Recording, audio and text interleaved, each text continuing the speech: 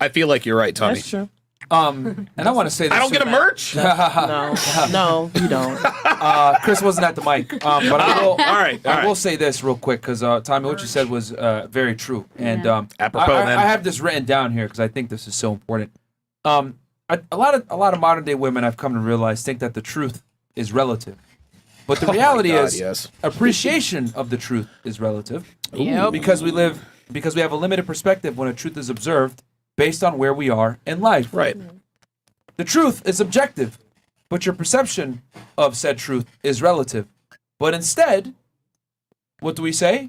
We say the truth is relative, and worse yet, we believe everyone's truth is relative and equally valid, which is absurd. My truth, right? There When is no people such say thing my as my truth. truth. My It's a truth. personal Yes. experience. There is Have you one noticed truth. that's a woman thing? Yes. Women love to say, this is my truth. The entire podcast, I've been listening very closely. All of you have been referencing your own Tommy states a fact. Then you guys come back with your own personal observation of something that might not necessarily reflect reality. It might reflect what happens in your life, but that does not necessarily reflect the entire A general. reality. The collective. You know what I'm saying? So you can say this is my experience and that's not always true and there's an exception to the rule and I know this girl that does this and this girl that does that. But Tommy gave you guys cold hard facts. You know what I'm saying? As far as 88% of black men are married to black women, it's not as bad as you guys say as far as like, you know, black men chasing after Caucasian women and Hispanic women.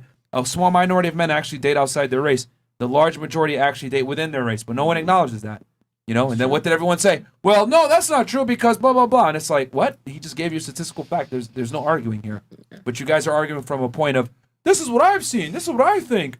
This is my truth. And that's ridiculous. Yeah. There is no my fucking truth. That's what happens in your experience, but that does not necessarily mean that it is the truth. Your appreciation of the truth is relative. And a lot of you guys, I'll be honest, don't appreciate the truth. Which is why you guys have been getting triggered all night. And I've been having to stop everyone from yelling at each other. But it's been great to watch. Okay. And I want to apologize for this.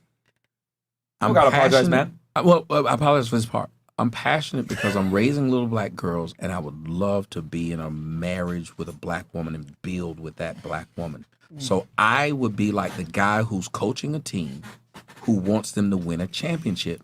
That coach is not going to be nice to his players if they're fucking up. And the fact that black women aren't used to being in these competitive situations, they will then say, you're being mean, you hate us. No, because if you had Asian a doll. father in your life, you know what your father would be? Sick. Just as hard on you, and you will realize it when you become an adult. He was hard on me because he loved me. Because the nigga that listened to everything you say and just said there, he trying to get what he can get and get out. That's so Facts. true. Yep. I think one of the if women could take one thing from this pod, guys will lie to you and say whatever you want to hear to get I've sex. done Yeah. it. Oh, yes, I've This done it is before, why it's yeah. so important for women. Like, this is why dad is so important. But women think, oh, yeah, my you know, he just pays bills and he's just a warm body that sits on the couch and watches football on Sundays. No, your dad is going to tell you the realities about how men really think. Why? Because most of the time, unless she's a sicko, he's not trying to bang you.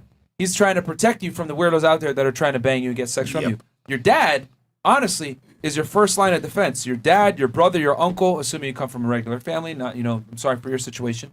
But It's all right. they're supposed to be the first line of defense to keep you from making poor mating decisions and dealing with men that ain't shit, as we would say. It's all right. Because your dad, if he's doing his job right, is going to make sure he finds you a husband that's going to stand the test of time. He's going to find a guy. He doesn't give a fuck about Pookie and Ray Ray being attractive and, you know,